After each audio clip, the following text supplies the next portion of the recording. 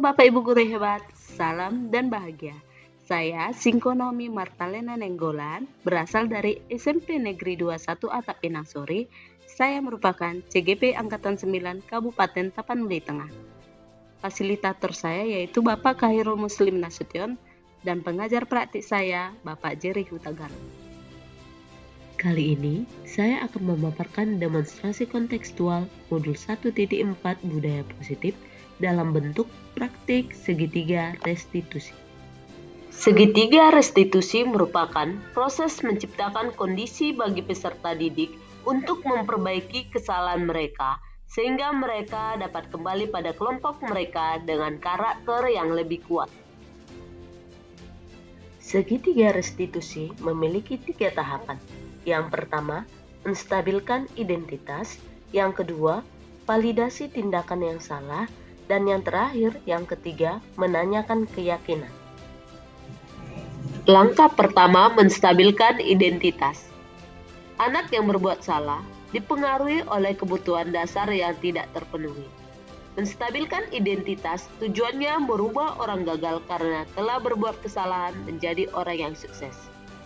Seseorang dalam kondisi yang emosional, maka otak tidak akan mampu berpikir rasional.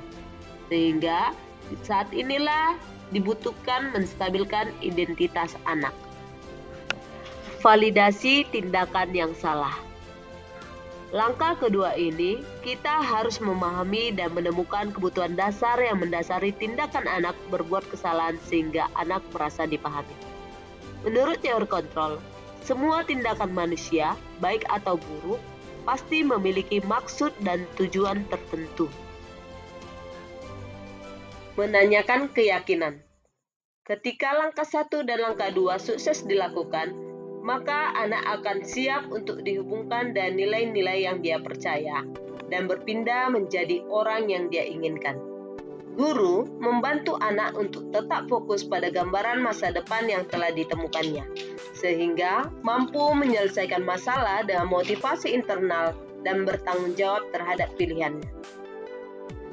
Kasus yang pertama, Bu Ramadhani melaporkan kepada wali kelas bahwa Farel sudah 3 kali tidak menyelesaikan tugas bahasa Indonesia. Berikut merupakan skenario penyelesaian segitiga restitusi. Ya Farel, silakan duduk. Begini Pak, tadi Ibu ada dapat laporan dari Ibu Ramadhani tentang kamu. Kira-kira kamu tahu tidak apa laporan Ibu Dani kepada Ibu tentang kamu? Ya, mungkin betul ya. Berapa kali kamu tidak mengumpulkan tugas Farel? Saya sudah 3 kali mengumpulkan tugas bahasa Indonesia, Bu. 2 tugas individu dan 1 tugas kelompok. Mungkin bukan kamu saja yang pernah melakukan kesalahan dan tidak mengumpulkan tugas. Bahkan Ibu sekalipun pernah tidak mengumpulkan tugas bahasa Inggris Ibu ketika Ibu duduk di bangku SMP. Hanya saja setiap orang yang melakukan kesalahan pasti memiliki alasan yang kuat atas tindakan yang diperbuat. Kira-kira apa alasan kamu sehingga kamu membuat tindakan seperti itu? Kenapa kamu malas Farel? Maaf Bu, saya tidak mengerti tugas yang Bu Ramadhani berikan. Satu tugas membuat pidato, kamu praktikkan peran kelas Bu. Dan saya tidak mengerti membuat pidato, saya juga demam panggung Bu. Kalau pidato itu kan teman-teman. Terus tugas kelompok kami disuruh membuat cerpen. Sementara teman satu kelompok saya semuanya rumahnya jauh-jauh Bu. Maka saya tidak datang Bu. Waktu di awal semester, kan kita sudah menyepakati kesepakatan kelas kita berupa keyakinan kita. Sehingga tidak kamu keyakinan kelas kita. Keyakinan mana yang kamu langgar Farel? Menyelesaikan tugas sekolah itu. Bagaimana kira-kira tindakan kamu untuk memperbaiki keyakinan kelas yang telah kamu langgar tersebut? Saya menyelesaikan saya Bu, dan saya akan maaf kepada Bu Ramadhani. Dan jika saya diberi kesempatan, saya akan menyelesaikan tugas kembali dan mengumpulkan kepada Bu Ramadhani. Tapi, apa cukup hanya dari tindakan seperti itu? Untuk kedepannya, apa rencana tindakan yang akan kamu perbuat? Janji Bu, saya akan berusaha menyelesaikan semua tugas tepat waktu. Dan jika saya tidak mengerti, saya akan tanyakan pada guru atau kepada teman yang sudah mengerti menyelesaikan tugas tersebut. Dan untuk tugas kelompok, saya akan minta tolong kepada teman kelompok saya untuk menyelesaikan tugas kelompok sebelum sekolah. Bagus Farel, tepat sekali tindakan yang akan kamu lakukan. Tetap semangat ya. Sekarang silakan kembali ke ruang kelas. Baik, Bu. Terima kasih. Bu, kan nama saya Farel, saya kelas 9A. Pertanyaan saya, setelah masalah saya kami selesaikan dengan Ibu Singko selaku wali kelas saya merasa senang dan puas karena solusi dari kesalahan saya dapat saya perbaiki. Semoga Ibu Ramadhani dapat memaafkan saya dan dapat menerima tugas saya kembali. Terima kasih. Kasus yang kedua. Naya dilaporkan oleh temannya bahwa ia tidak melaksanakan piket kebersihan sepulang sekolah kemarin. Berikut merupakan skenario penyelesaian segitiga restitusi.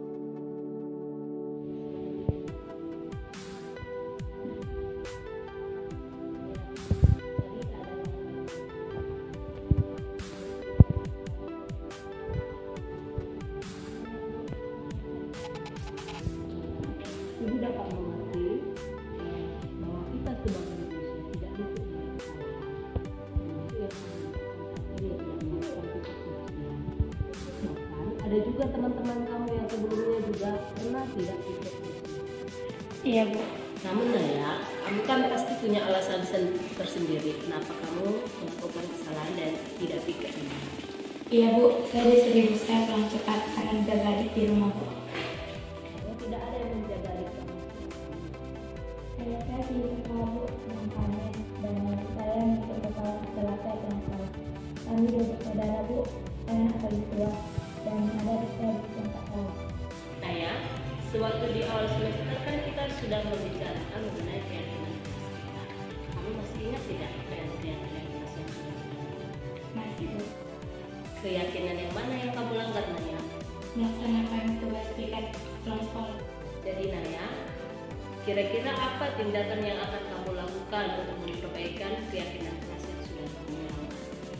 Maaf, Bu, saya merasa bersalah karena telah melanggar keyakinan kelas kita. Saya akan minta maaf kepada teman-teman piket saya, Bu.